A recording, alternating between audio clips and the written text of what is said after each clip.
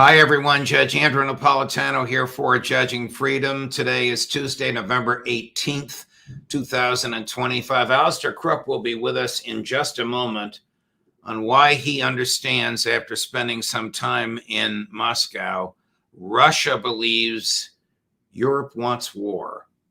But first, this. History tells us every market eventually falls. Currencies collapse. And look at where we are now. 38 trillion in national debt. Stocks at record highs defying gravity. So what happens next? Groceries, gas, housing, everything's going up. And this dollar, it buys less every day. When the system breaks, your stocks won't save you and your dollars won't either. But one thing will: gold. I've said it on my show for years. Gold survives collapse. Central bankers know this and billionaires know it. That's why they're buying more. Is it too late to buy, or is it just the right time? Call my friends at Lear Capital to find out. Ask questions, get the free information. There's no pressure, and that's why I buy my gold and silver from Lear.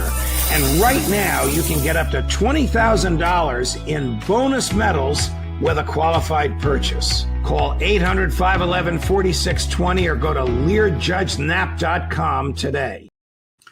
Alastair, welcome here. Before we start, I just want to let everyone watching and listening to us know that because of the outage at Cloudflare, we are currently not being shown on Twitter/X. If you have friends that regularly watch us on Twitter/X as opposed to YouTube, you might want to tell them they can catch us live on YouTube. And of course, the interview with Alastair Crooke will be posted as soon as we finish it. So Alastair, welcome here. Why do you understand that the Russians believe that Europe wants war with them? You have to separate this question. It's a very nuanced question, and it's not a very simple one. But why wouldn't they? I mean, just yesterday, the German defense minister, Boris Pistorius, came out and he said clearly, war with Russia is going to happen in 2028 or next year, and we have to build and prepare for war. All of the Europeans are shouting about war, and we need to have a war. But what I mean about nuanced is the sort of sense that, first of all, I mean, you have to ask yourself the question, I mean, is this just grandstanding? Is this just bluster by desperate Europeans, if you like, to hide their own disastrous position? Or is it something real? Or, finally, could it become and create and gain the momentum that it does become something serious? I remember when I was, dealing with Afghanistan all those years ago, the war then, the Afghan war against Russia, Soviet Union, I mean, it became a sort of a Hollywood project. It had a momentum that was unstoppable. It just went on. It was a sort of epic Hollywood production. And so, these things can get out of control, become self-reinforcing and get out of control. Because personally, this is subjective, but as I look at it, I mean, Europe doesn't have, the money to go to war with Russia. Britain is broke, France is broke, Germany is in financial difficulties, Europe is fiscally constrained. When they talk about 700 billion to be spent or 800 billion on the Rearm Europe project, I mean, it's debt, new debt that they're proposing. And, this requires, are all member states going to sign up to this, or are some not? The issue of defense policy, the issue of weapons, is not the preserve of von der Leyen and the presidency there. It is the concern of the Council and the member states the sovereign member states have to, and debt is something that they have to get the support of their parliaments. So is it realistic? I mean, this is what you have to look at. And this is something I talked actually with the Iranians, because the previous foreign minister, Abdullahian, who was killed in that helicopter crash, always said, how do you define that fine balance between deterrence and diplomacy? It's quite difficult to draw the correct line, because if you do too much deterrence, you might invite aggression against you. Alternatively, if you're too weak, you might invite an attack because you're seen to be weak. Too much diplomacy or too much deterrence, both can be pose a disadvantage. And what is very visible, across Europe, is the world, the threat of war against Russia this year, next year. Europe doesn't have the manpower. It doesn't have, if you like, the weapons. The armories are virtually empty. It doesn't have, if you like, it's not trained for the type of warfare that is taking place. They wouldn't be able to possibly sustain the casualties. So what does this mean? And this is what I call, you have to do due diligence about what's happening in Europe, because you have to ask, so are they really talking about going to war? Or is this something like, Pearl Harbor, that there will be some attack that will take place, in the Baltics, a Russian aircraft down, or a ship attacked, or something like this, which is intended to bring the United States into a conflict with Russia, but is not intended, because they can't, for Europeans to do the attack. But it's still, as I say, nuanced, because the second question is, okay, you decide perhaps there isn't the means, perhaps there isn't the resources to pose the war, but what kind of deterrence? Do you have to have nuclear element to it to deter? Because it is true that Russia has lost deterrence. Europeans are not frightened, it seems, so frightened of war. But they seem, you say, oh, well, tomahawks fly, then there'll be, immediate nuclear response or something like that. You can say that, but that will take you to big war. So what is the sort of level of deterrence, and what is necessary, if you like, to still deter without starting you on the path to big war? So these are big questions that have to be addressed here in Russia, and they're compounded. They're compounded, first of all, by the sense that Trump, Putin called him capricious a little time ago. Well, it's got beyond capricious. I mean, he's quite wacky now. I mean, we don't know from one moment to another. I mean, nor can anyone really predict what is going to come next from Trump. So that sort of sense obviously makes outsiders more guarded about the future. How you're painting a picture that of a Europe very weak and even dangerous and incapable of defending itself. What does this mean? If worse came to worse, the U.S. would have to come in? I don't believe the U.S. would ever come again. They've had enough of getting engaged in European wars and entanglements. I don't think so. I don't think the Pearl Harbor scenario, the Churchill pulling America into the war. I don't think that's possible at all. But they might think it's possible. That's what has to be calculated. I mean, when I talk about Russia needs to do the due diligence, I mean, this is the due diligence to think about, what it happened. They also have to think. I mean, I would imagine they would have to think about the fact that supposing there's a financial crisis in America or in Europe? Because we seem to be at the edge of a volcano one way or another.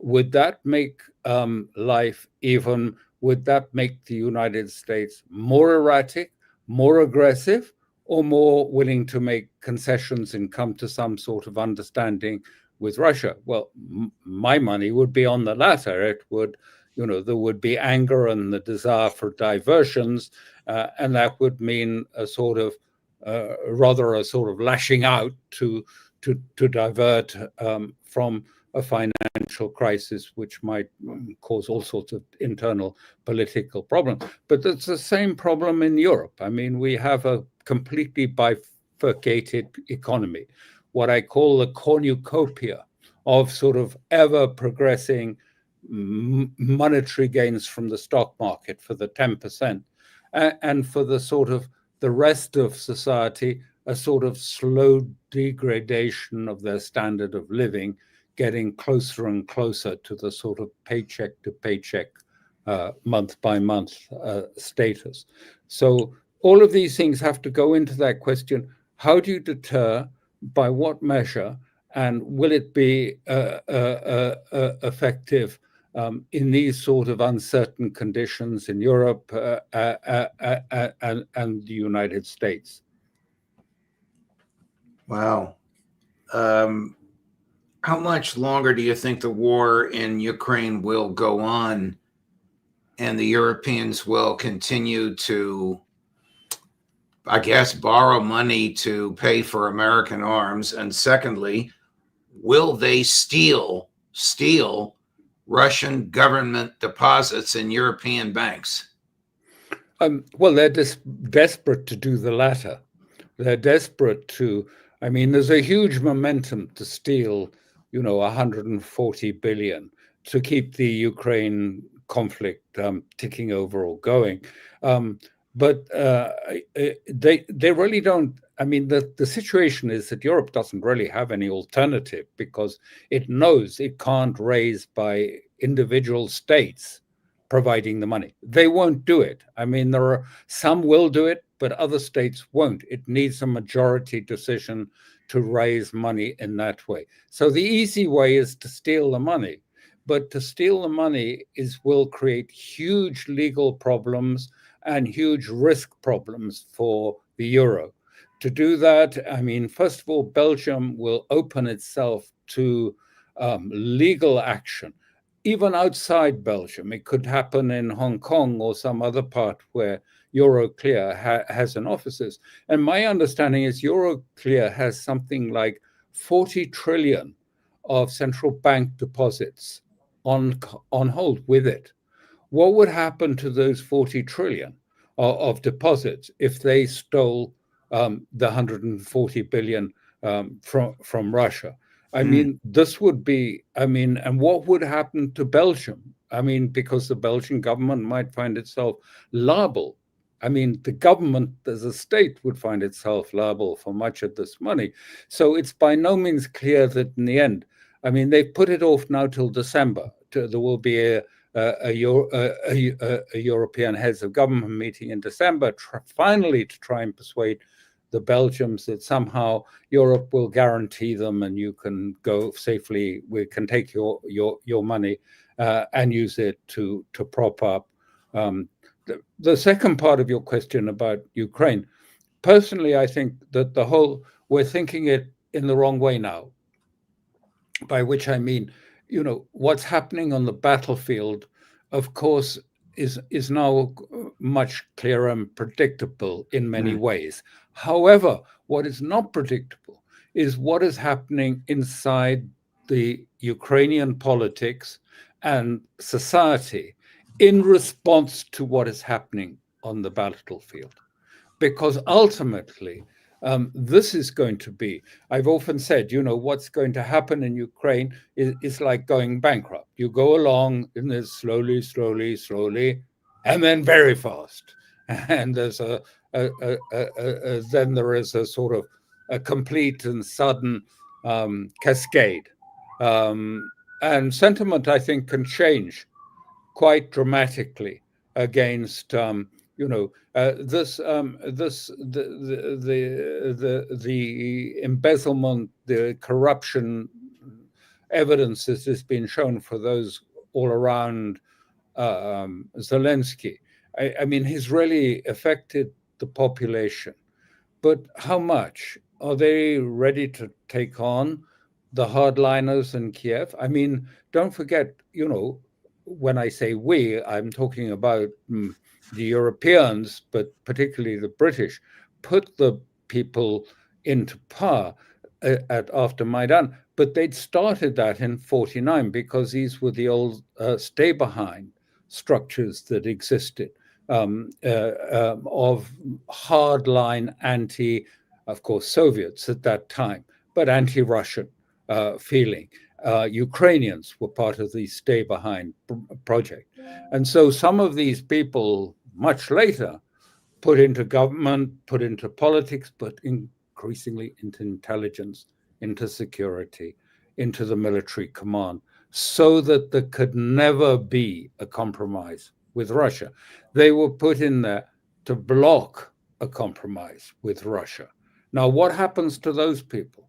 Will the Ukrainians deal with this themselves? Might there be some action by Ukrainians saying, finally, this is over. It's too late. It's gone. We've got to do something. And these people, but it'll be not easy. It might turn into something very bloody. But, if you looked at it from the outside, I mean, what there are not many alternatives. Either those people have to go one way, or shall we say another, or, I mean, you have to find people that can take over, that are capable of diplomacy. And, they have to be able to talk to each other. I don't think they can settle everything. I'm not a believer that there's a political solution. In the present situation, I don't believe a political solution is even possible without a paradigm change, a big paradigm change altogether. But then the only thing is possible is to agree boundaries. You stay within this boundary. You don't go to NATO, you don't do this or something. Stay within this boundary. We can keep to our boundaries. Now, I think that is possible, but it wouldn't be possible to do it with the hardliners. I mean, they've been in this mode of thinking since the 1930s, or if not earlier. I mean, they're not going to change overnight. So this is another question that has, when we're talking about deterrence and all of this, how do you manage and how do you deal with this in such a way that you facilitate not only the military victory, but the political situation that follows it? Let me switch to Gaza and the United Nations.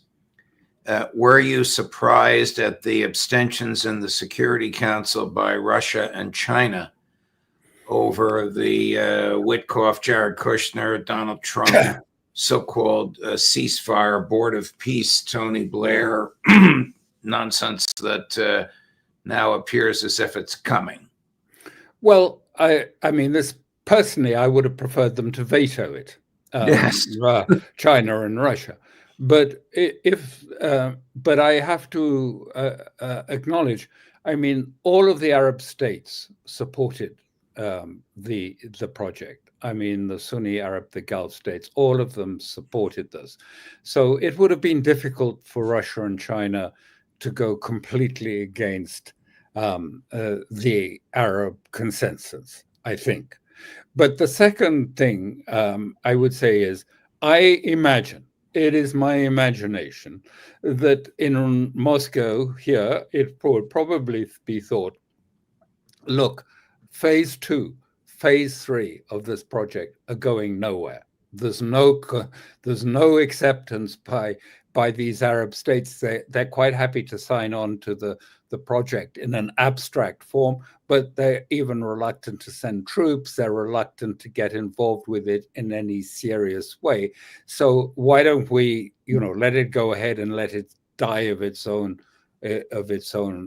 inevitable dynamics and that it won't go anywhere. And I think they can be pretty convinced that it won't. And indeed, even in Israel, the dissensions about it are profound and deep. So, good luck if Mr. Trump has now made himself the president of Gaza.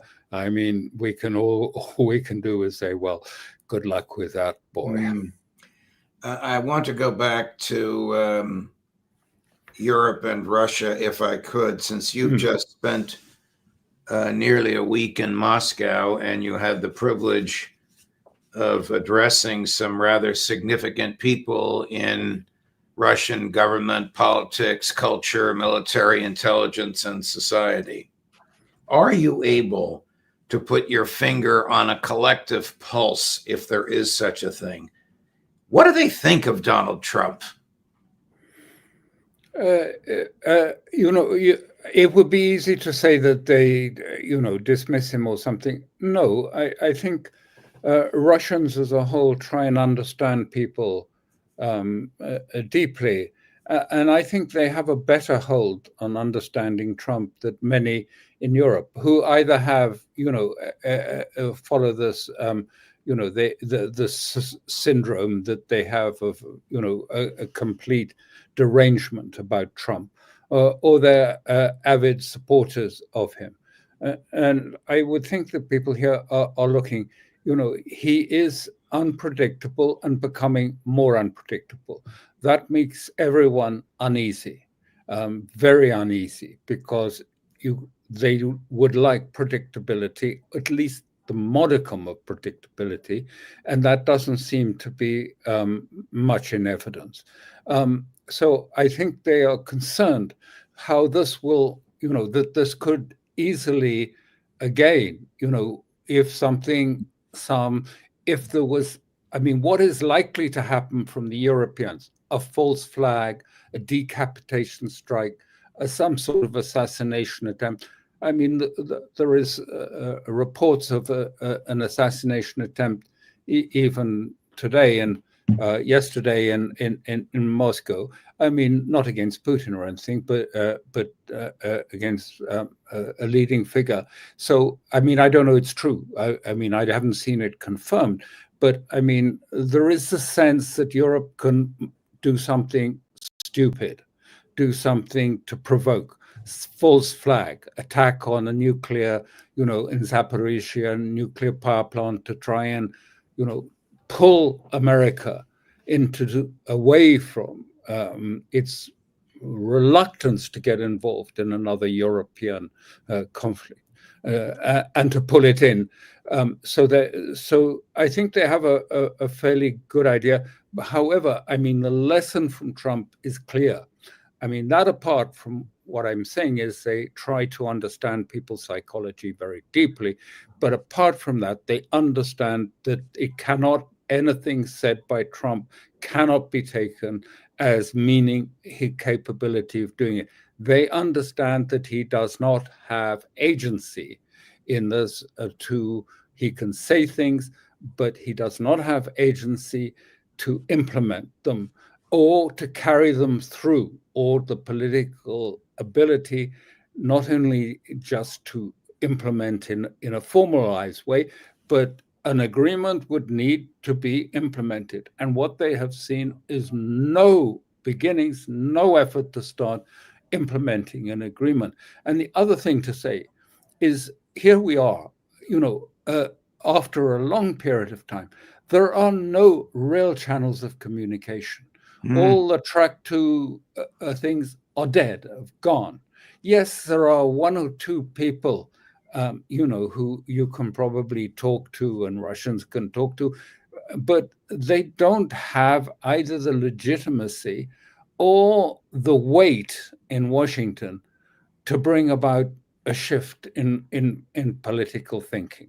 You've got to have someone who has, the standing as well as the understanding, but the weight and legitimacy to, if you like, to come and say, no, we've got this wrong, or you've got this wrong. And that people will say, okay, we have to listen and hear what he's saying.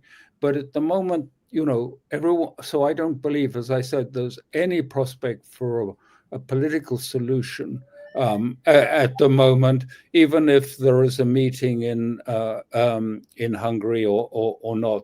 I mean, I don't think there will be probably, but I don't think. I mean, it won't lead to anything because it's much more complex, and there is no sign that that the White House has thought through the question of how the next stage of a political outcome would be handled, how it would need to So be. Sergei Lavrov and Marco Rubio do not speak with each other regularly. If you drive not far from where you are now to the U.S. Embassy, which is a monstrosity, it's probably still 95 or 98% empty. Yeah. No, there's nothing. There is nothing, there's the formalized. And, that was all untrue in a way, that, they were so horrified. Rubio was so horrified with, the outrageous piece of paper that was submitted by Lavrov to him. It wasn't. It was just setting out precisely the things that have been repeated time and time again since the 14th of June. 23, when Putin laid out the conditions to move to a political solution. And just to be, to repeat about it again, this is not about territory. Russia wants to have a security understanding that is comprehensive for the whole of European security, to have, if you like, boundaries and understandings between, if you like, a Central Asian, a Eurasian economic security architecture and a NATO security architecture, which would be much smaller than it is now. Alastair Crooke, thank you, my dear friend. I know it's very late where you are. Thank you for staying up, giving us your time, always being faithful to the viewers of this program, no matter where on the planet you may be. We'll look forward to chatting with you early next week. Thank you so much. All the best. Thank you. Safe travels to you. Coming up later today at 1 this afternoon, a new guest, Sheriff David Hathaway, the sheriff of Santa Cruz County, Arizona, but a 30-year veteran of the Drug Enforcement Administration. What is going on in the Caribbean? That's at 1 o'clock. At 2 o'clock, Matt Ho. At 3 o'clock, Colonel Karen Kwiatkowski, Judge Napolitano for Judging Freedom.